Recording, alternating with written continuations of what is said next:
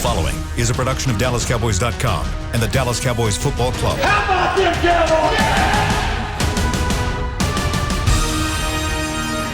This is the Players Lounge, broadcasting live from Dallas Cowboys World Headquarters at the Star. Now your hosts, Barry Church, Danny McCray, and Newy Scruggs.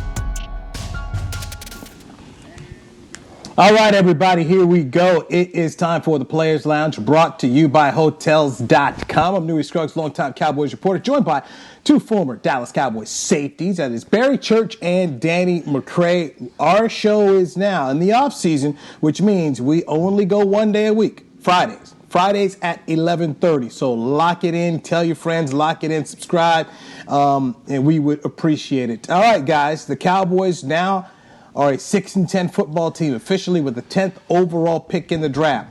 If it is you, what is your off-season priority number one? Danny McCray, I'm going to start with you.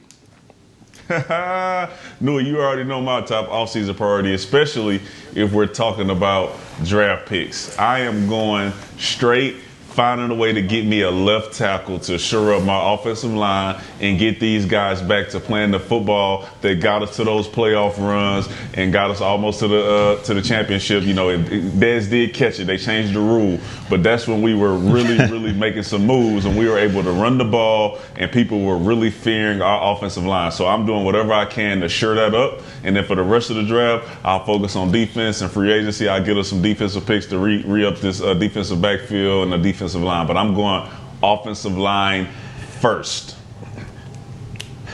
Wow. Okay. All right. Look, I mean, there's so many different scenarios here because y'all know how I feel about the whole quarterback position. And if my guy falls back to 10, you know how I feel about that. So let's just say that scenario's out the gate. Let's just say he's gone before he gets to 10. So we're not even going to open that cookie shell. But for me, there's two positions that we need to make a priority this offseason. And I think it has to do with the draft. We're talking specifically draft. The two positions I think we need to make a number one priority for us is one, the defensive tackle position, the interior position, and then the cornerback position. With the D tackle position, I mean, I don't think Crawford is going to be back. I sincerely doubt that Crawford is going to be back. And I know that Tristan Hill, he's shown that he's on the come, that he's on the way up there, and he can be considered a starting defensive tackle. But he's coming off an ACL injury, and we don't know how he's going to respond to that going into the season. So for me, I think we need to pair somebody up there with Neville Gallimore, who can make plays in the backfield as well as hold up the offensive line. I mean, what we've seen so far this year, well, not so far, what we've seen this year was that there was too many times where the offensive line was able to get to that second level and affect our linebackers and affect Jalen Smith and Van Der Esch back there. So if we get a defensive tackle in there who can not only make plays, but can hold his own against offensive linemen, forcing them to take care of him and letting our linebackers go side to side, I think that'll help improve our defense a ton. Now, the second option I think we need to go for in this draft is the cornerback position. I would have said safety, but to me, I think we have a playmaker back there in Wilson, and we need a veteran guy to pair with him back there. Not somebody like a Simmons, not somebody in free agency that's going to cost $1 million or $350 million. We need somebody that's back there who's reasonably priced, who can be a team-friendly deal and get these guys lined up. So I'm not going to go safety as far as a draft, but as far as a draft, I want to go corner. We need somebody to pair with Diggs. I love Diggs on the outside. Anthony Brown has a team-friendly deal. He can be that third cornerback. I'm not sold on AB, but he can be that nickel guy. He can be a solid starter at that nickel position for us. And I think we need to go get a corner on the outside because I'm not sold on Awuzie, and I'm definitely not sold on Jordan Lewis. So for me, my priorities would be defensive tackle and corner going into this draft.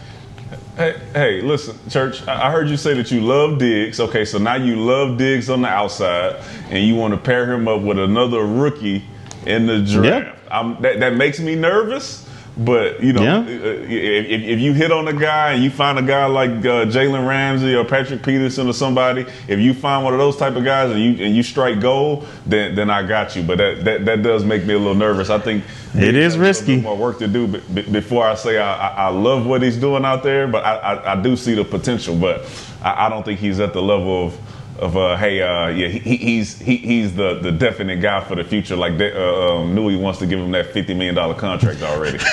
So let me stop you right there, Danny, and ask this question: what if Patrick Peterson becomes available? because that has been talked about. And he may not have a future in Arizona. And and I'm not exactly sure of their salary cap situation, but if Peterson's available, your thoughts? I think that depends on who you have at defensive coordinator. What type of defense do you plan on playing? Because like we talked about, I believe it was last week, if you get a guy in here that wants to play his own defense, then you don't need a Patrick Peterson. If you want a guy that can come out here and be a leader in there and play man-to-man coverage so you can blitz and do these exotic type of schemes, then yeah, you can look at a guy like Pat, and if he's not going to break the bank for you, you're able to still sign Dak and get him at a reasonable price, then I would entertain that option. But if the defensive coordinator, defensive scheme doesn't fit, then I wouldn't waste my money on getting a guy like that. All right, let me give you my offseason priority, which is totally different than what you guys laid out. To me, when I say top offseason priority is the quarterback. This whole league runs off quarterbacks. Your whole salary cap structure is going to be based off your quarterback, because in most situations, when you have a guy on a second contract as your quarterback, he's going to be the highest paid guy. So to me, Jerry Jones and his staff have to get this Dak Prescott contract taken care of as quickly as possible. You'd like it done before free agency starts in March. If you had to put a franchise tag on Dak Prescott, that's $38 million, and it's going to prohibit you from getting some free agents. And it can change, obviously, a little bit of what you do in the draft. So to me, the Joneses need to decide, what are they going to do? Are they going to go out here and get a deal done like they say they've been doing, or what? But I got to figure that whole thing out, because so much revolves around what they do with Dak. When you talk about trying to get some veterans possibly up here, a veteran on the D-line or a veteran in the secondary, some of that money, will it be available to you in free agency, and could dictate the kind of player you get, the tier player you get. So to me, it's got to start with the quarterback. It's got to start there. And you got Mike McCarthy going on radio in San Antonio saying he's looking forward to working with Dak Prescott. So he's assuming he's going to have the player. How do we have the players? The question, if you're the Cowboy fan base, as a 4-5 year contract, or is it a 1 year deal, guys? But that to me is the top thing they got to figure out. They better hope that they get this man for long term, because I guarantee you, if they hit him with another franchise tag, they're going to be right in the same boat the following year, where it's going to be like, all right, man, where do we spend this money at? We got to give all this money allocated to Dak. We're in that same position again next year if they franchise him again. They better hope they get this deal done, or this could be a possibility of sinking this franchise for more than just a year or two. When you think about it, that will technically be the third year that they have so much money tied up in Dak that they have to worry about the cap space. And Newy, you are correct that the number one priority is the quarterback. My mistake, I was assuming I went straight to the draft. You know how I feel. They need to go ahead and sign this man. They should have signed him 2 years ago. They should have signed him last year. Now you got a guy who's injured. You're not sure when he's really going to be back. So now you still have to wait. Hey, do we pay him this money while he's injured or not really be sure? Then you got Church saying, maybe we should get a quarterback in the draft. All these options wouldn't even be on the table if you had already paid this guy. So make sure you get that taken care of, and then go get you a left tackle to shore up that offensive line so you can protect them. The question I think you got to ask yourself is Dak one of those quarterbacks that can lead a franchise to the Super Bowl by himself? Can he do it strictly by him, no matter how bad the defense is? Do we see him as a Patrick Mahomes or a Peyton Manning, Tom Brady, those type of guys that can lead an offense and lead a team to the Super Bowl without any help at all? That's the question I think they got to ask themselves. And if the Cowboys feel as though he's that quarterback, he's that elite guy, then there should be no reason not to pay him. But if there's questions about it, hey, does he need this? Does he need that? Then that's where I think we're at. That's where I think we're at right now. What do you mean by no help? You mean like from the defense? But for the defensive side of the ball, yeah. Okay, gotcha. Yeah. Okay. All right. I think if he was starting and everybody was healthy this year, I think that they would have had a real chance. Even with how they played at the beginning of the season, they would have had a real chance to wrap up the division and make some noise in the playoffs if they were healthy this season. So Church, here's my question, because I hear that a lot, and I've got a friend of mine who's a Hall of Fame voter who speaks about that very thing all the time. So let me ask you this. How many guys in the NFL right now fit exactly what you're saying? That are quarterbacks. Probably. Guys, how many? Because I don't know. You tell me. Maybe 2 or 3. in the league that can do that, in my opinion. I think Russell Wilson can lead a team without a good defense. I think Pat McCombs can, and maybe a Josh Allen. I don't know about that for sure, but maybe a Josh Allen. I'm sorry. I forgot about Aaron Rodgers. Other than that, I don't know, man. I just don't see any other quarterback out there that can do it without any help from their defense. That's tough, man, because all those teams have pretty good defenses. Yeah, that's what I mean. Definitely better than ours. You know, what we ran out there. Yeah, man, that's not saying much though. Yeah, I don't know who could really get you to a Super Bowl with what we ran out there this year. The teams that you like, when Russell Wilson won the Super Bowl, you know, they had the Legion of Boom. Yeah. Yes. Kansas City actually started playing well on defense. Last year when they won the Super Bowl, you had Matthew out there making plays. The D-line was getting sacks. Aaron Rodgers was out there. Their defense played better last year. So I think you have to have at least formidable defense if you're really serious and talking about going to make a Super Bowl run. You're 100% right. I would actually throw Deshaun Watson in there as well. Even though he didn't win a lot of games. I mean, if you throw Deshaun Watson on our team, I think they at least get to the playoffs. And like I said, I think they at least make some damage out there. Now, and do we think Dak do we think Dak is on that level? I do. I believe I do too. Okay. I thought what we saw in just the limited amount that we saw that he played last year, we saw him being that guy. That he was the guy that was able to go elevate. He's elevated his game every year, Barry. And so I'm not worried about him. And I put him right there in terms of Deshaun Watson, where you're looking at this guy like, hey, he's making things happen. And for all the criticism people have thrown out there about Ezekiel Elliott's game going down, while people may feel Zeke's game is going down, you got to say Dak's game is going up.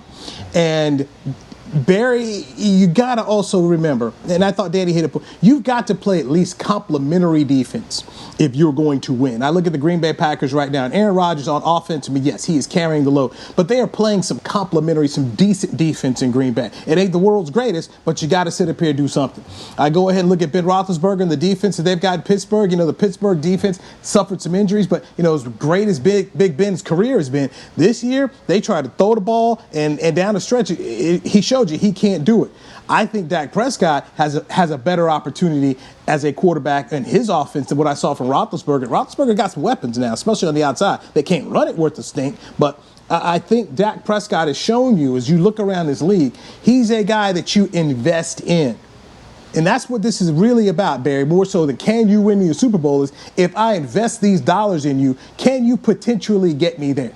Because that's all you're looking for. You know, when you talk about a guy like Josh Allen, can he get you there? It's looking like he can. You know, the money that they put in Joe Flacco, it ended up paying off. They paid Russell Wilson before he showed you that he was a quarterback who, quote unquote, could carry you. You're going to have to do that. They had defense.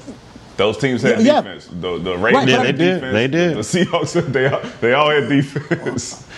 Yeah, you're right. And so guess what the Cowboys need to do is get themselves on defense. But I think you've got the quarterback. I mean, to answer your question, just unequivocally, Danny and I believe, Barry, you have the quarterback. I'm not worried about 4. I'm worried about your defense. And I want to see a bounce back from the offensive line and a bounce back from 21.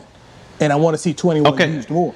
But I ain't worried about 4. And I think 4 is a phenomenal player. I think Dak is a phenomenal player. But do you think he can lead this team? Because if we pay him what people are saying we're going to end up paying him, we're not going to have any cap space to improve this defense. Do you think he can go out there and take this team with a lackluster defense that he has? Can he take them to the next level? That's the only question I have. I don't think he is a bad quarterback at all. I think he's a great quarterback, but I think he needs help on the defensive side of the ball. And if we pay him what people are saying we should pay him, that defense, if we don't hit in the draft, it's going to be lackluster. And we just sat here and talked about all those quarterbacks that I mentioned. They all had a decent defense that had ended up a comparable defense that ended up leading them to the Super Bowl. So for me, I don't think he can do it by himself. I think he needs more help on the defensive side of the ball, but it's going to be extremely hard to do that when we pay him this astronomical amount.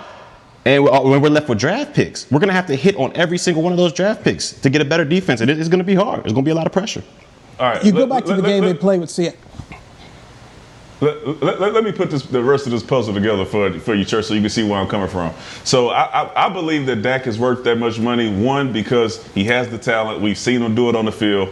When he was off the field, we seen one of the biggest lacks of leadership that we've seen in the NFL, period. We've seen what Dak can do to an entire locker room and entire organization. The guy is a natural born leader, and he changes the dynamic of the entire team.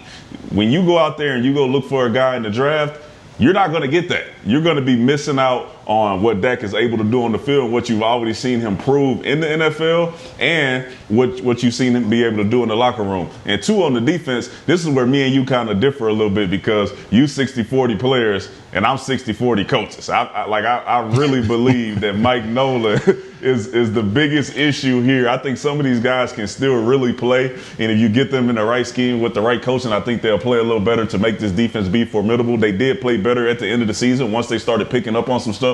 So I think if you get them in there with a full offseason and a true defensive coach that can get these guys, get the most out of them, I think you have a formidable defense, and then you just add a couple pieces. I don't know, man. I mean, from what you guys told me on that winning streak, and the winning streak happened when we said the defense started playing a little bit better. And what you guys told me when they played a little bit better was, who are they going against? We went against Cincinnati with Brandon Allen. We went against it was San Francisco with who was number 4 back there, Beathard or whatever his name is. Nick Mullins. I mean, we went against Daniel Jones. We ended up losing that game, and then I forget who our third victory was in that little spiel we had there. Who was Cincinnati, San Francisco, and we had one more that we took a victory from. But anyways, who were we playing against? I don't think the defense. Philadelphia. I don't know. Philadelphia. And we played against a rookie quarterback and Jalen Hurts in that defense. So when we sit there and say, hey, we got the pieces, we just need better coaching, at the end of the day, who do we play against? When we played against the good teams, where was our defense then? So I don't know. No, we still need more pieces. We still need to fill in the pieces that you spoke about. I'm saying we saw some guys that originally, when we started the season, they were on the uptrend. And we seen the guy who was on the downtrend last year, and we automatically assumed that, hey, he had a bad year in the previous year. You get him in the right situation, he's going to be able to come back. Speaking about Tank. And that's true. We didn't see that happen. So when you think about you having Tank, you having a Randy Gregory, you having an emerging Neville Gallimore, you have a Tristan Hill who was playing a little bit better. He could be coming off ACL, but you have talents, you have draft picks, and you got Jalen Smith and Van Der Esch. You have guys on the defense to where I believe if you get the correct coaching and get them doing a scheme that they understand and they can maximize their ability in, I think that you have the pieces to start. Like you said, you add a cornerback, you add a safety, and I think that you're rolling. Okay. Church, here's one thing I want to go back to, because I love Russell Wilson. I'm a huge Russell Wilson fan, and I also felt that throughout Russell's years, they never gave the guy enough credit. It was kind of like, hey, they won in spite of you, but he was limited, and they chose a certain route of how much they wanted to give him, and the guy improved. Russell improved and got better, and I feel that Dak Prescott is continuing to get better along the same lines we saw Russell Wilson. But let's remember now, January 19, the Cowboys are facing the Seahawks, and they're going into the fourth quarter down 14-10. Cowboys go on a 9-play, 67-yard drive that ends up with a Ezekiel Elliott touchdown, take the lead 17-14, and then Dak Prescott takes him on an 11-play drive, 63 yards. He scores on a 1-yard run to make it 24-14. Cowboys end up winning it 24-22 in the playoffs. And then you look at a game this year where they went to Seattle and the Cowboys with that wretched defense. That was a game that the Cowboys were in there right till the end, and the Seahawks won it 38-31, but Dak Prescott in that game, 472 yards, 3 touchdowns, 2 picks. Russell Wilson, 315, 5 touchdowns. Gets that bad Cowboy defense, and then Seattle, unlike the Cowboys, decided they were going to run the football in that game. So when you look at what he's done up against a guy like Russell Wilson, he's right there. Go back to that game against Aaron Rodgers when the Cowboys were 13-3 his rookie year. You look at the statistics, Dak Prescott went toe-to-toe with Aaron Rodgers. It ain't his fault that he ain't playing defense as they convert, 3rd and 21 and end up winning the football game. Dak Prescott, to me, continues every time you ask him to meet the bar and get better. He's done it, Barry. He's done it. So this is true, but in that Packers game though, yeah. we talk about how all these empty calories and all these empty stats. And that's what I think, if we don't have a defense going into next year, that's what I think our team will look like. It'll be a lot of blowouts. Here comes Dak Prescott leading us back into the game. It'll end up being a close game, but we'll end up taking that L. I think we need a defense to help Dak Prescott get to that next level. I'm not saying he's terrible and he can't be the leader of our team or anything like that. I'm just saying without a good defense, we'll have a lot of those Packer games where it's all empty calories. It might be a 38-7 at the beginning. Oh, he's leading us back, and the score was 38-34. What a game. Did you see that? But we ended up taking an L. So I just think he needs that comparable defense. But it's not on him at all. He can't control that. That's where he can't control that. That's why I think exactly. That's why I think we need to get that money on the defensive side of the ball. I think we need more help on the defensive side of the ball. Then you don't have that. But you have to write that. I'm okay with that. That's what I'm saying. I'm all right with that. To me, I think the key to winning. To me, I think you have to be on the defensive side of the ball. I think the key to winning championships is on it. I could be wrong. I could be completely wrong. But I think the key is on the defensive side of the ball. If you said that, Barry, if you truly believe that, you'd be wearing a Super Bowl ring. This is true. But we had a less than average quarterback. Like we didn't even have an average quarterback. We had a less than average quarterback. That's what happens when you go cheap. When you go to Dollar General and you get it. And what has happened with our defense the past 4 years? We went cheap on defense the past 4 years, and where have we gone? Nowhere. So you have to have that middle ground. You have to be both. We have to have both sides. You got to have both sides. Hold on, wait. So we had that whole discussion. I thought you was gonna say that Dak needed a defense. You said the Cowboys need a defense, not Dak. That ain't what was said. I said this is what I'm saying. All right, we'll take a break and we'll come back to this after the break. Church, figure out your game plan here, Church. Figure out your game. No, words were minced. Words were minced. Mike McCarthy has words about Mike Nolan as his defensive coordinator. We'll dive into that and more on the Players Lounge with Newy Scruggs, Barry Church, and Danny McCray right here on DallasCowboys.com radio. Hey there, Cowboys fans. With Tide Cleaners at-home pickup and delivery, cleaning your clothes has never been more convenient. Simply sign up at your local store, set out your dirty clothes, and one of our Tide Cleaners professionals will come directly to your home for a totally contactless experience. Your clean garments will be returned promptly the next scheduled delivery day, so skip the errand and enjoy life, not laundry. Visit TideCleaners.com or your local store to sign up for Tide Cleaners at-home pickup and delivery today. Just like all of you, we at SeatGeek can't wait until we're back in the stands at full strength cheering on the Cowboys and singing along to our favorite songs again. We're using this time to make discovering, buying, and selling tickets to events in Dallas easier. Plus, every ticket purchased on SeatGeek is protected by our buyer guarantee, which means you'll get your money back or better if your event is canceled. Guaranteed. Download the SeatGeek app today, and when the time is right, let's go. SeatGeek. The Cowboys way, where 16 Hall of Famers and 5 championships shows us what success looks like. Where turkey is always the second best part of Thanksgiving Day. Where we are all defined by one single thing, the star. Where we as fans know it's our job to keep the tradition going. Bank of America is proud to be the official bank of the Dallas Cowboys and to support the quest of living life the Cowboys way. Copyright 2020, Bank of America Corporation. We're back with a tasty treat that's sweeping airwaves and taste buds. It's new Dr. Pepper and Cream Soda. Let's take a listen. Dr. Pepper and Cream Soda's here. A new combo that's music to my ears, okay. Let's play. Cream Soda and Dr. Pepper time.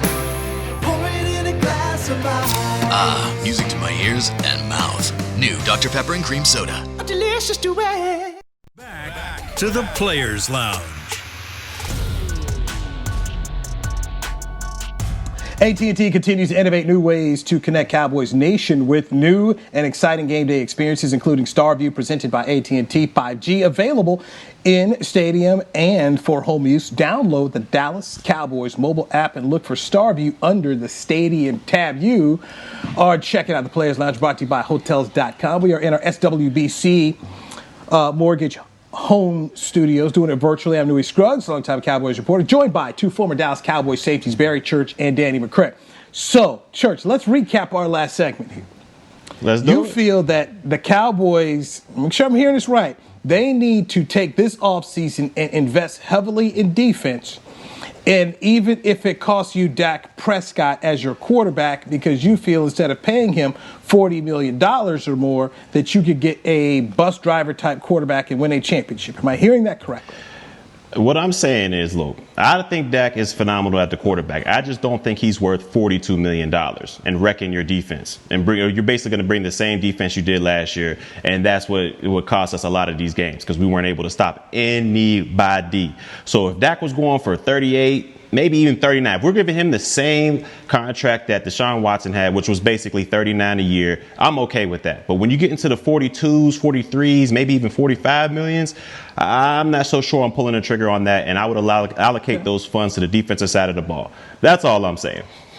Okay, so let me follow this question up here. Based on what you say, what team is doing it the right way in terms of defensive allocation and what they pay their quarterback? Who's doing it the right way? Man.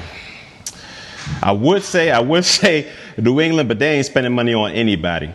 So for me, I got to do some research on that one. Because it's not at the top of my head right now. But, yeah, get back to me on that one. Give me about 5 minutes. I'll get back to you on that one. Okay. Yeah. I mean, I'll just go ahead. Go ahead, Danny. No, I was going to say, no, I don't think, and you're right, Church, I agree with you on one. I don't think Dak is getting served up $45 million. That is grossly overpaying, especially for the situation that we're in. $45 million, I think he should be right around where Deshaun Watson is. I see them as equal. So, yeah, if you're getting up to 45, somewhere in there, I think that's a little bit too much for Dak Prescott, especially to have some other pieces around the team. So, as far as price, I could definitely see where you're coming from. So let me ask this question. Do you think the Saints do it correctly in terms of the defense and quarterback allocation to Drew Brees? What did he just sign? A two for 50? Yes. So Drew Brees right now, he's making 25 a year. Yeah, he's making about 25. Drew Brees has a cap hit of $23.6 million. So right now he's taking up 11.9% of the Saints' salary cap in 2020. That ain't fair. Yeah. That ain't. But I'm saying I don't think the comparison is fair because Drew Brees and Tom Brady has signed these team-friendly deals when they're 40 years old. This is not their first go-round to getting a big contract. Something comparable to what quarterbacks were getting paid when Drew Brees first got paid, which now would it be less, but you got to look at what quarterbacks were getting paid around that time and then compare it. I believe that it would be at the top of whatever everybody else was getting. Right now, I don't think that's fair because Drew Brees is on his way out. So he's taking 25. He already made so much money. So they taking these team-friendly deals so they can let the rest of the team have those pieces that Church are talking about. And you're not going to talk Dak into doing that. First of all, that would be disrespectful for you to ask Dak to do that. You got him in the fourth round. You've been saying he's going to pay him for years, and then now you got him on a franchise tag, and he don't have a long-term deal. Don't ask him to take a Tom Brady or Drew Brees deal, team-friendly. Okay. We also got to think, how far is the cap going to go down? That's another thing we got to think. How far is that cap going to go down heading into this year? It doesn't matter. Here's why it doesn't matter, Barry. Because once they put him on the franchise tag, the next year tag was already kicked in because I can't remember, it's 30%. Anyway, it's a certain number that kicks in if you want to do another franchise tag again. So it was $31 million this year, and then the next tag, according to the number that the CBA was signed and the owners and the players agreed to, Dak was going to get it kicked in at $38 million. And then I think the next one is a crazy number, almost high, is maybe in the maybe 40 or 50 million after. I mean, it just increases a lot. So no matter what the cap was, the Cowboys are going to be locked into this deal. So, and it's made to be that way, so it gives the team an incentive to get the contract done. So this is the Cowboys' fault. So to me, from what Danny, you're telling me now, I'm hearing you, is Dak Prescott is going to get a contract comparable to his peers. Peers being Jared Goff, Carson Wentz, who were in his same draft, Deshaun Watson, Patrick Mahomes, who came in later drafts, guys around him who've signed extensions. Is that what I'm hearing? Absolutely. Okay, Absolutely. so that's 40, not the 50 bill, not 50. I'm just saying specifically Deshaun Watson. I think he gets Deshaun Watson money. Okay. Does he get above Deshaun Watson? So we're talking 41, 42? It's going to be 40. It's going to be $40 million because his cap number this year is basically going to be $38 million. So they're going to look at Deshaun Watson and say, look at the value of a Deshaun Watson. We think our player is this type of value to your team, and they're going to want $40 million. So, I mean, and once again, we talk about, hey, the player's not worth this. This is what happened. This is what managements mess up. It was kind of like the Tank thing. You could have got Tank at $16 million, but they decided they wanted to make him play out the tag, and then the tag the next year was $18 million, and then they were starting to say, hey, we'll get you 18, and Tank said no, 20. So if Tank got him at 20, and the franchise number is 18, Dak's going to do the same thing with his agent. He's a quarterback. So if it's 38, they're going to get 40. And you're just going to have to eat that. And you're going to eat the frog because this is what they always do. They always eat the frog. They ate it with Cooper. They ate it with Zeke. They ate it with Tank. They ate it with Tyron Smith. They ate it with Zach Martin. They ate it with Travis. They're going to do it. This is what they do. Yeah, they are. They're going to eat it. And at the end of the day, I think we can all agree like that the Cowboys put themselves in this situation. Like you said, Newy, this could have been rectified 2 years ago. When Goff and them boys got their job, they could have threw whatever they wanted at Dak, and I'm sure he would have signed it. We wouldn't have been in this predicament we are right now. But they decided to wait, and now they're up against a rock and a hard place. I mean, do you pay the quarterback and hope you hit on these drafts, or do you go defensive route? I mean, at the end of the day, they put themselves in this situation, and hey, they're gonna have to deal with it. Stop digging. I mean, you're in a hole. Just stop digging. I mean, seriously, that's what it is at this point in time now. You kept digging this hole, the quarterback, and digging. Just drop the shovel, pay the man. Because this is something we all know. If the Cowboys don't pay him the 40, somebody else will. They're going to do it. Easy. They're going to do it. Yep. So you might as well just go ahead and do it because let's say he signs $40 million with the Bears, and next thing you know they win some games. I mean, they're gonna catch it. They're gonna catch it. They don't want to catch it, and McCarthy wants to coach him. Our man Jerry Jones is inching towards 80 years old. He doesn't want to start over, so just write the check and do it as quickly as you can. Write the check. Let's write the check. All right, let's squeeze another break. Exactly. Let's squeeze in this break. I want to get to Mike Nolan and what defensive coordinator Mike McCarthy had to say, I should say head coach Mike McCarthy had to say about his hand-chosen defensive coordinator and his future. We'll do that next right here on the Players Lounge, brought to you by Hotels.com. It's game day. You know what that means. First, kebab prep. Steak, pepper, onion, steak, pepper, onion. Next, a counterclockwise lap around the room. Now the lucky grease-stained jersey goes on. And lastly, the dance. You know the one. This is a game day ritual no matter where you are. Whether you're traveling to the game or watching from your favorite vacation spot, book a place to stay on Hotels.com and keep the tradition alive and well. Hotels.com, proud partner of the Dallas Cowboys. Since 1865, Stetson hats are American-made with pride right here in Texas. And Stetson is proud to be on the field with America's team. Want to show your Texas and team pride too? You can. By purchasing your own Stetson, you can look just like how the flag guys do on field at every home game. Stetson hats, the official crown of all self-respecting Cowboys, and your favorite football team. Get yours today at shop.dallascowboys.com or at stetson.com. The Cowboys way, where 16 Hall of Famers and 5 championships shows us what success looks like.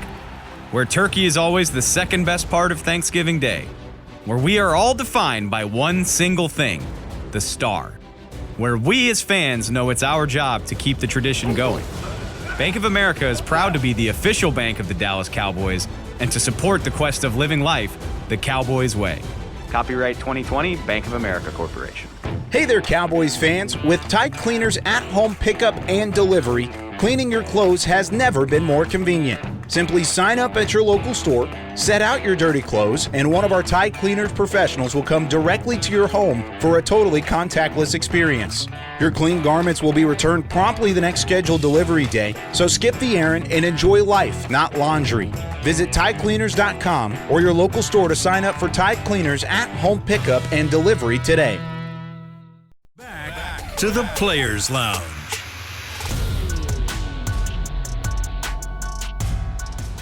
Hey, Cowboys Nation, celebrate the Cowboys commemorative season with 30% off the entire 1960 collection. Plus, the Pro Shop has huge selections on CD Lamb jerseys to celebrate its record-breaking rookie season, cold weather gear, and more deals for every fan. Visit your local Dallas Cowboys Pro Shop or shop.dallascowboys.com for the best savings on your new gear today. You're in the Players Lounge, brought to you by Hotels.com. I'm Newy Scruggs, longtime Cowboys reporter, joined by Barry Church, Danny McCray, two Cowboys safeties. All right, get your Bose headphones ready as I tell you what Mike McCarthy had to say about his hand-chosen defensive coordinator.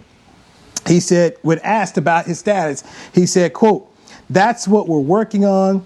That's what this process is all about." That's the short version. So Mike McCarthy not committing that Mike Nolan will be his defensive coordinator next year, but saying that they're going through a process, that they're looking at things, which I take that as, hey, I'm trying to save my guy. I got to sit around here and show Jerry and Steven some ways where we improved and try to keep him back. But I personally don't see any way they can keep Mike Nolan as their defensive coordinator. And McCarthy's just going to have to understand that when you go 6-10 in Jerry world, people have to pay. Okay, you just don't get to come back. Everybody just don't get to come on back. You got to pay. And so that's the thing he's going to have to understand. Go ahead, D-Mac. Yeah, I don't think he knows. I think that's one of those situations to where he wasn't in the room when they were talking about Earl Thomas. Like, I haven't heard anything about this. I think Jerry and Steven are trying to figure it out, trying to find out who's available and who they want to get. And hopefully they find it out soon so this doesn't linger on too much, because like I said, it's something in me that believes that Mike Nolan has a real strong possibility of coming back, just because all the stuff that they faced this season with no offseason and COVID. But I don't think that he should survive this, and I think that he should be out and they find another guy who's able to maximize the potential of the players that we currently have on the roster. Yeah, to me, I don't understand what the process is all about, man. I think he should have been gone on Black Friday with the rest of those coaches that were dismissed. But to me, I just don't understand. I just don't. He was a part of one of the historically worst defenses in the National Football League this year. I mean, teams were able to run the ball up and down the field on our defense, and it wasn't until the last 4 games of the year that we started taking the ball away with any type of regularity. So for me, I think he was a part of the problem. He was probably the main problem, and I think he needs to go ahead and go. But you're right, Newy. I'm not sure if McCarthy's trying to save, his boy's job, or if he's trying to save his friendship with Nolan. You know what I'm saying? I don't want to. He's probably going to Nolan saying, "Hey, man, look, I tried to fight for you. I went in there. I went to bat for you. I mean, it just didn't work out that way." Knowing all the way on the back of his mind, he's like, "Man, look, we need to get this guy up out of here, man. But he's my boy, and I don't want to do him like that. So let me get his best opportunity to speak to Jerry and see if we can prolong this thing a little bit." But in the back of his mind, he probably already knows Mike Nolan is on his way out. When I see Mike McCarthy talk like that, I kind of laugh, because he goes vague like that. One of the things being a reporter is I've started to learn to listen to what people don't say. That was how I used to read Jason Garrett. Listen to what he didn't say about a player. If he talked about a Dak Prescott or Zach Martin, he's like, this is a guy, does everything the right way, really loves football. I mean, he would throw effusive praise on him. Then when he talked about Taco Charlton, never heard any of that. That was how I could decode how Jason felt about a guy. And I go back to this to say, when Stephen Jones, and you listen to Stephen's radio interviews, when Stephen Jones came out and said, hey, there's some guys who were on that defense last year who really played better, and they're not playing well this year. And I took that as him saying, hey, it's not that our players stink. It's not that we don't know personnel at all. Our personnel's not any good. These were guys last year who were getting it done in the defense we didn't think was good enough. Now all of a sudden they stink. I'm not buying that.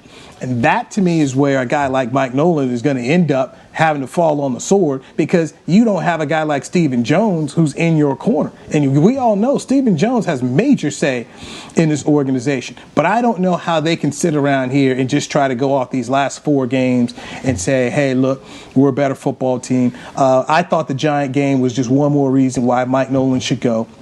You had something to play for. You're playing against a team that was challenged offensively to score 20 points the last 10 weeks of the season. And they scored 20. They put up 20 points in the first half. He's just not the guy. If you're Mike McCarthy, you can simply say this, man, you're my friend and I tried. I gave you a shot. I let you run this thing. I ran over here with Kellen. I was sitting over here dealing with offense. I let you had a whole lab to yourself, and this is what you did. You blew up the lab, so you got to go. You still my boy. I still got love for you. I'll call around and maybe get a position coach somewhere. Because you guys know, dudes like Mike Nolan stick around forever. Somebody will hire him as a position coach. So he'll go there. But he can't coordinate this defense. And if you're going to get the best years out of Dak Prescott and get your return on investment in Ezekiel Elliott and Tyron Smith and all these guys, then you've got to start with a defensive change. This is not a man who needs to come back here. And personally, I don't know if the Joneses are sold on just trying to go to a 3-4 defense, because in the past, and I've been here in the past, and they've talked about how there were too many changes in personnel that they had to make, and that it took you basically almost 2 years, in their opinion, to flip the defense around. So I don't see them doing this 3-4 deal. I believe it's going to be a 4-3. They'll bring in somebody, it could be George Edwards. Okay, George Edwards is already in the building, seeing what these guys can do. He worked with Mike Zimmer. They love Mike Zimmer. Okay, the Jones family loves Mike Zimmer. George was right there with him, and until this season, when George was gone, the Vikings' defense was pretty good. It was pretty good under Mike Zimmer. So to me, you already have a guy who's in the building, understands the personnel, can possibly make the right changes that you need to, and you go on from there. That's right now, that's the easiest solution, in my opinion. A proven guy in the league, George Edwards. Hold on now, because listen, Uncle Wade, I sent you a tweet. Uncle Wade said if you want to change from a 4-3 to a 3-4, he can get it done, all right? And he put some stats down there, and he let you know that he changed the Texans and the Rams and the Broncos, and they all changed from losing teams to winning teams. He got that stuff done, so it can be done. Let me tell you this about Mike Nolan, all right? Because we want to talk about personnel and, how he may have different personnel and bring some more guys in and all this other stuff. The truth of the matter is, in all likelihood, it's about 2 positions on the defense that he's going to be able to upgrade at the position. The safety and possibly the corner. You got 2 draft picks at defensive tackle. You got Randy Gregory. You got Tank Lawrence on the other side. You have your 2 linebackers who are going to be here next year. You got LVE and you got Jalen Smith. So it's not like you're going to go in and be able to revamp everything. He's going to be playing with essentially 80 to 85% of the same guys that he had this year. So the personnel change and all that stuff, and this is what's going to fix Mike Nolan and all that's not flying. The likelihood is you bring somebody else in here that can work with the talent that you already have, and then upgrade what they can do based off what you're able to pick up in the draft and free agency. Mike Nolan cannot get it done. I'm not going to argue with you on that at all. I'm not going to argue with that at all. I just think that you tried it, and you got to go ahead and move on from it. I mean, when you talk about the linebackers, Mike Nolan was the guy who said put Leighton Vander Esch in the middle and throw Jalen Smith to the outside. I don't think any of us on this show like that move. I think they should flip-flop that as soon as possible. I mean, when we saw Vander Esch making plays, it was on the outside. That's what I want to see. It's just got to go. I mean, that's about line. It's just got to go. Yeah. Quick question: is the secondaries coach and like those assistant coaches, are those guys that are under Nolan, or McCarthy brought those guys in as well? I think it's a combination where I don't think that McCarthy brought in anybody Nolan wasn't comfortable with. But that's my thing too. Is whoever, to me, whoever the coordinator is should have the right to try to bring in some positional guys that he wants, who understands what he wants to do. If they all talked about, and Mike McCarthy had no problems talking about this all the time as the defense is, hey, was coaching with dudes he hadn't coached with before. So let's say you bring in George Edwards. If you bring in George Edwards, shouldn't George Edwards be allowed to bring in a DB coach and a D-line coach and linebacker coach, some people that he has some familiarity with, who can help him implement the defense the way he wants? So I think that it's going to be, to me, I think it's sweeping changes on the defensive side of the football. It's not just Mike Nolan. Jim Tomsula could get got, DB coach, linebacker coach. I mean, all these people can get got, and I wouldn't have any issues with it at all. Jerry's going to have to write a check for it, but I don't have any issues with them rolling through these dudes. I mean, this is the price of business. People have to pay. 6-10, I told you. 6-10, everybody doesn't get to come back, okay? You know, everybody can't be like Kellen Moore, get a contract extension and live on. I mean, some people going to have to go ahead and die. You know, some people going to have to die at 4, 6, and 10, and that's just the way it is. One of the things I want to talk about here on the Players Lounge is the offensive line. And McCray, I heard you talk about wanting a left tackle at 10. First off, the best left tackle is probably going to be gone at 3 or 4. The kid from Oregon. So I'm not sure who's left at left tackle at 10. But to me, when I look at the kind of money they've invested in Tyron and invested in La'el Collins at the tackle positions, those guys are going to be there. But we do know they'll miss games. If I'm starting my offensive line next fall, my center is Tyler Biadasz, second-year man from Wisconsin. I'm hoping Tyron Smith's my left tackle. I'm going to put Connor McGovern at left guard, replacing Connor Williams. I'm going to put Zach Martin at right tackle. I'm going to put La'el Collins. I put Zach Martin at right guard. I put La'el Collins at right tackle. And Connor Williams is going to become my swing tackle because I'm going to need. He's going to be he'll be in the final year of his deal. Too many times, I feel like Connor Williams has gotten overmatched at guard. I don't think he's a guard. I think he's a tackle in the National Football League. I want to see him there, and I'm going to spend that last year with Connor Williams out there. Now, when you talk about drafting a tackle later on in the draft, I'm all for it. I don't have any issue with it. I don't. But at 10, I cannot take a tackle at 10 who possibly doesn't start. I need a walk-in starter at 10. In the first round, and that's got to be a defensive player, in my opinion. That's just me, but that's my take on the offensive line. Listen, mine is virtually the same. I got McGovern at left guard, Biadasz center, Martin right guard, Collins right tackle. I do not believe that Connor Williams has enough anchor to play guard or tackle. Like, I've never actually looked at the offensive line play as much as I have this year since we started talking about it on the show. And I'm talking about repeatedly. If you have a guy with any strength and any type of bull rush, Connor Williams cannot handle it. And I don't think he wants to be out there at tackle facing guys who knows 100% that they can just push him back into the quarterback. I don't trust him being out there at left tackle. And like you said, Tyron Smith is going to miss time. So Connor Williams is going to be starting a few games. And you don't want to be out there worried about how many guys are focusing on Connor Williams getting bull rushed into Dak Prescott throughout the game. So that's why I want to focus on the left tackle. Now, if a left tackle that you believe in is sitting there at number 10, then I believe that you got to take them. That's just where I go with it. You have some guys on defense that we said are ascending as far as being able to show some potential.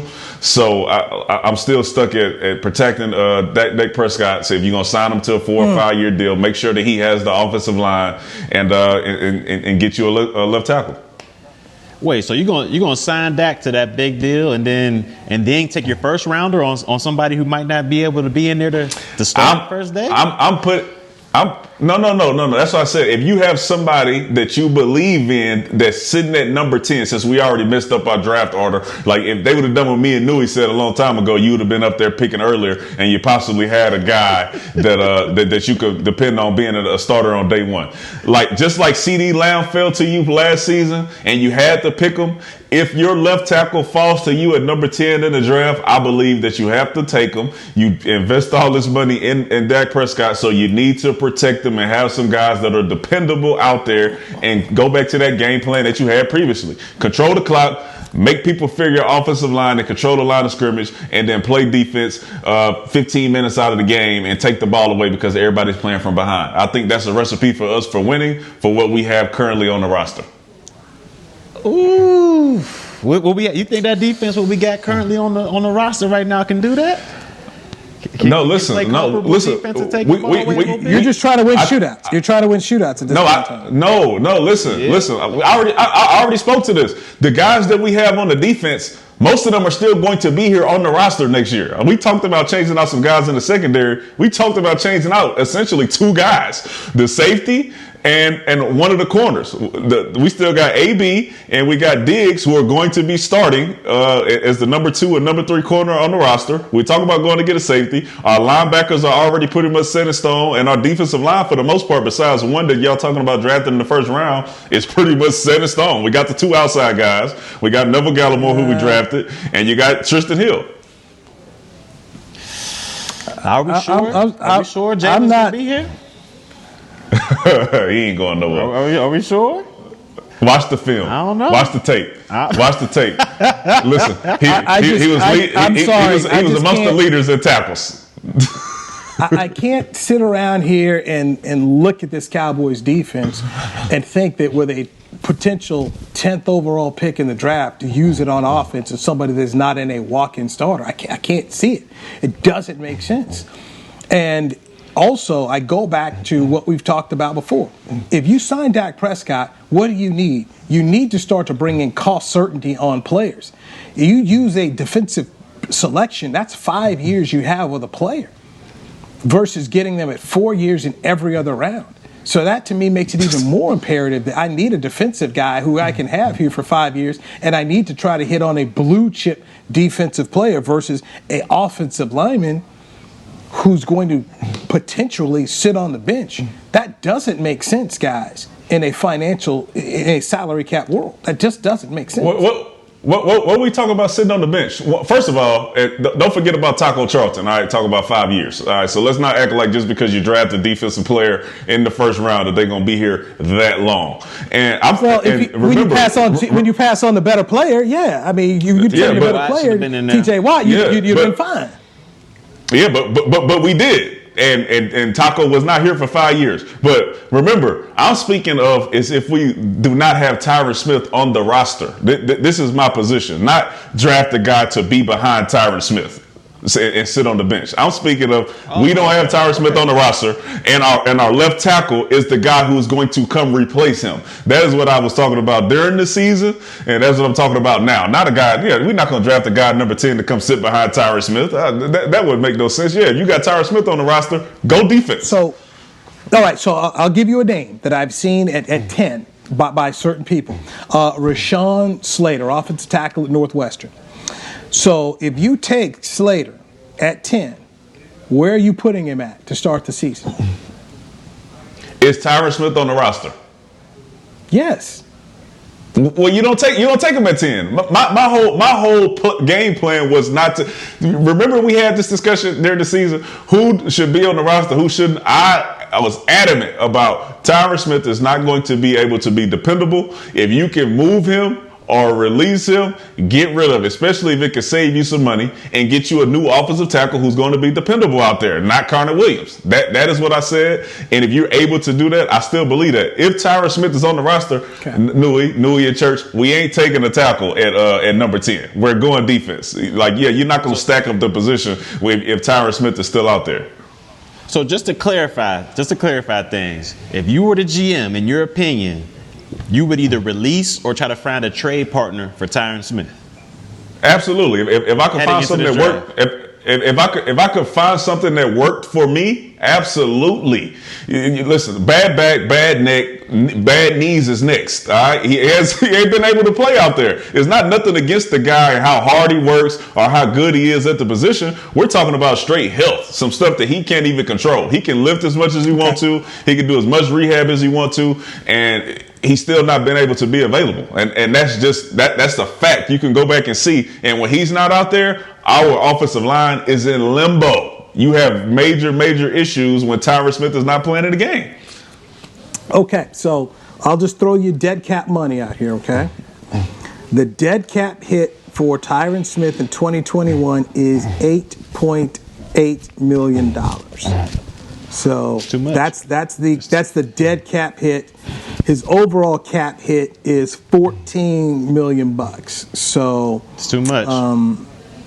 So that's it. If he plays for you, it's $14 million to pay the 30-year-old. If you want to move on from him, it's going to cost you $8.8 million, which means you're going to basically split it up, but a post June 1 cut, pay $4 million this year, and then pay $4 million against your cap next year. That's what it's going to be. How much it cost him this year? How much it cost him this year when he was on the field? His salary cap hit this year was $6.4 million because they restructured 5.3. The Cowboys keep restructuring. They keep restructuring deals. I think he played how many games did he play? 6. I think he played. So the point is, if he's not able to be on the field, why are we talking about cap hits? You paying the guy not to even be out there. And you have to worry about him not being out there for the foreseeable future because he's been subject to injury for the last few years. So you can say, hey, $8 million cap hit, but a dude sitting on the sideline get paid $14 million, you're losing. It's a loss just because you're trying to save some cap money. Fine. I'll go back into what I've seen from the Jones family and how they operate. For years, Flozell Adams was a guy who had issues, and they kept rolling with the issues until finally Flozell couldn't go anymore, and they ended up drafting Tyron Smith at number 9. If you were going to move off from Tyron Smith, I think it'll be in after 2021. In 2022, it's a lot more manageable for you to go ahead and do it. But I don't see the Joneses moving off from Tyron Smith. I just don't. That's just, and I understand, Danny, you're right. Backs do not get better. Is it something you look at 10? Is it something you look at 10 with the kid from Northwestern, which there are certain people who are saying, do this. Danny, you are not alone, okay? Make sure I'm saying, Danny McCray is not crazy here. There are a lot of people who believe that this is what should be done here, okay? So it's not some crazy idea. I saw the great Ozzie Newsome do this in Baltimore, where he selected Jonathan Ogden number 4 overall. He still had Big Zeus, Orlando Brown, out there at left tackle. He put Jonathan Ogden at guard, and eventually the next season pushed him out to left tackle. He had a Hall of Fame career. So, Danny, what you're saying is not something that hasn't been done. But at the same time, Ozzie didn't have a horrible defense like the Dallas Cowboys. And the Cowboys have a horrible defense here that at this point in time, if you commit these dollars to the left tackle, you're saying, McCarthy, I need you to score 38 a game, and then we're just going to try and win these games 38-36. I don't know, man. That's kind of the road you want. My math is just a little different. You pay him 14 if he's on the roster. You lose 8 if he's not. If you're not on the roster, you're saving 6, you're picking a dude in the draft, and you're going to spend that money somewhere else for a guy who might not even be on the field for the entire season. If I'm doing my math right, I'm not paying a dude 14 when I can get rid of him for 8 and put that other 6 somewhere if I can't depend on him to be on the field for the entire season. That's just the way my math is working out. And we'll see how it happens. But you're right, I'm not the Joneses because I would have also paid Dak 2 years ago. So we'll see how this goes. I mean, and that's when I used to work, when I used to do sports radio, I used to talk about how these are the things. There's thoughts on what we would do, but then it's what the Jones family will do. I would have, there were so many different things. I wouldn't have done this, but that I'm not the Joneses, and that's where they're comfortable at. I mean, personally, one of the big problems that I have is the restructuring, consistent restructuring they do. Because the more you restructure these contracts, it means you push it down the line, and you keep pushing it down the line, and then you're just like, well, we'll pay it here at some point in time. So when they cut Des Bryant, all that money hit right there. When they had to cut Tony Romo, all that money hit. If you stop doing the restructure and just, all right, boom, we're going to lock in here. We're just going to pay this money. And so when it comes time to let the guy go, you can say, hey, look, we paid all the bonus money. We're good. We can let the guy go. We don't have a major cap hit. These are issues. They still got to pay off the Travis Frederick money on this year's salary cap because they broke it up over 2 years. So it does make it harder to say goodbye to people. And look, what's the one thing we've constantly seen with Jerry Jones as an owner? He likes to keep guys around, and you can say guys have stayed here probably a year or 2 years longer than they needed to be. I can say it about Flozell. I can say it about Jason Witten. I can say it right now about Sean Lee. They're guys who end up, you're like, oh, this Tyrone Crawford? I mean, they're guys here, when you look at him, you say, man, should dude have been gone about a year ago or 2 years ago? In New England, Bill Belichick would have got rid of him. Here, they get to stay around, and they stay around 1 or 2 years too long. So, Danny, this may be a case where Tyron Smith ends up being one of those guys that you end up keeping him maybe a year too long. And you could be right. At the end of the season, at the 2021 season, we could be saying, you know what, Danny? You were right. You tried to tell us. I could be wrong too. I could be wrong. If he plays the entire season, I was wrong. If he plays the whole season, I'm wrong. I'm just going based off what happened the last 2 years. I have the flashbacks to Claiborne. Yeah, Claiborne in the Atlanta Falcons game. I'm still seeing it. I'm still seeing Claiborne in the Atlanta Falcons game. I'm seeing the destruction that was caused when Tyron Smith wasn't able to play, and I'm seeing the destruction on the offensive line this year when we miss LC and Tyron Smith again this season. Now, based on what you said, this is me, okay? If you want to go offensive line, then you need to sign Dak Prescott so you have available money in free agency and you can start to meet some of these defensive needs. And you're making a defensive coordinator change. I mean, all of this has to play into it. I mean, so much because, I mean, you know, you just can't sit up here and say, hey, we're going to draft this left tackle and we only go do a 1-year franchise deal with Dak and then Dak go. I mean, this, you know, if this is all designed to protect the investment. Right. This is what I'm hearing right now, man. We're going to pay Dak Prescott $42 million. We're going to use our first-round pick on the offensive tackle. We acting like we got the 85 Bears or the 2000 Ravens over there on the defensive side of the ball. When are we going to allocate some funds? Church, you saved $6. Church, you saved $6. Defense. You saved $6 million, Church. Church, by releasing Tyron Smith, who you was going to pay $8 or $14. You save $6 because now your dead cap is $8. So you got $6 million. You're picking a tackle in the first round. So there you go. You saving some money right there like you wanted to get you somebody on defense versus paying this dude $14 million and not having no money because you're still going to pay Dak.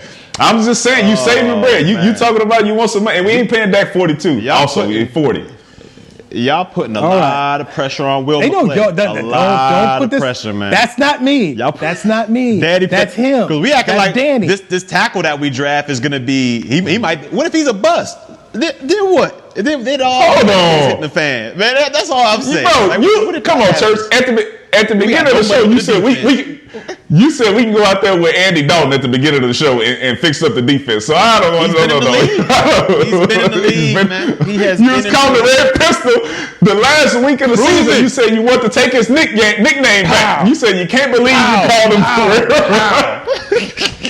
All right. Okay, let's. We got to get out of here. So let's end this with these picks here, okay? So we go run through these picks real quick because we got a bunch of games to get to. Alabama, 8-point favorite against Ohio State in the national championship game. D-Mac, who you got? Alabama.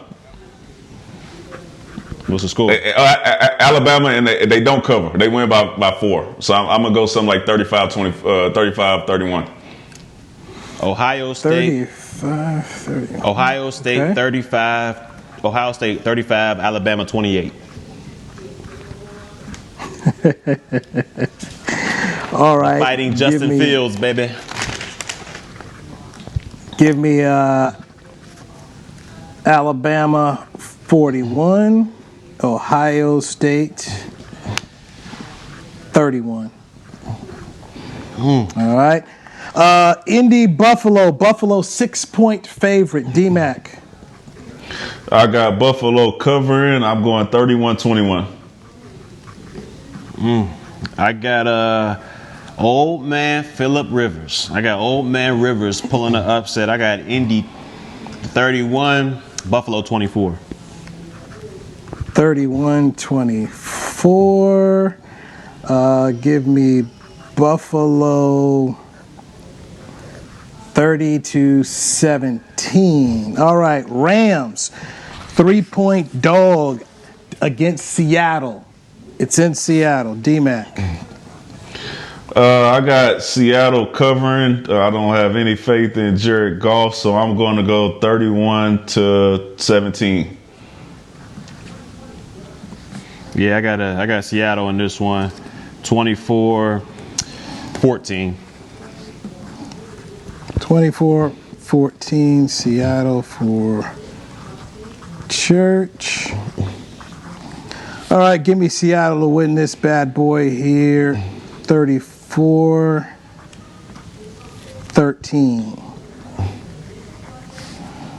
All right, Tampa Bay, 8-point favorite at Washington. D-Mac. Easy. Tom Brady, terrific Tom, and I got him winning by a close margin though, because that defense is going to show up. I got him winning 21-17. Nah, not me, man. I got Uncle Tom and the boys winning 38-14. I think it's going to be a blowout. 38-14. All right, we're all going Tampa Bay here. Give me Tampa Bay to win it 24-16. All right, Baltimore at Tennessee. Baltimore, 3-point favorites. Yes, Lamar Jackson finally gets that dub, and they're going to win 45-38. High scoring game. Derrick Henry still going for 200. Roll Tide. Ain't no defense in that game. Okay. No, yeah, I got Lamar getting the monkey off his back, man. He finally beating Tennessee. I got him 24. I got him 24-17. All right, give me Baltimore to win a 27-21 game. Chicago, 10-point dog at New Orleans. D-Mac. Yep, New Orleans covers. I'm going 31-10. Yeah, Drew's a little bit too much for Chicago, I think, and it's not in Chicago. It's in New Orleans, so I'm going 35-17, New Orleans. All right, give me Saints win this one, 41-13. Cleveland, Pittsburgh. Cleveland's head coach, Kevin Stefanski, not coaching in this game because of COVID. Browns had practice this week. Baker Mayfield said won't have any difference. It won't make a difference at all in this football game. D-Mac. Yeah, I got Pittsburgh 24-21. Yeah, no Stefanski on the sidelines. I just don't see it. I mean, the Steelers made it close with Mason Rudolph in there last week. So for me, I think the Steelers go ahead and get this one done. I'm saying 31-17. There we go. Yeah, give me Pittsburgh to win this one. I'm gonna go 27-14. And actually, I'm gonna make it 27-21. 27-21. Steelers end up getting this one. All right, fellas, that's good stuff here. Hey, for Chris Beam, our producer, we appreciate the heck out of you. Barry Church, Newy Scruggs. We are the Players Lounge. We're going to do this show every Friday at 11:30, okay, 11:30. Check out the replay on social media. Send it out to your friends. We appreciate you here. Thanks to Hotels.com for having us do this show. That is the Players Lounge right here on a Friday on DallasCowboys.com radio. This has been a production of DallasCowboys.com and the Dallas Cowboys Football Club. How about this, Cowboys? Yeah!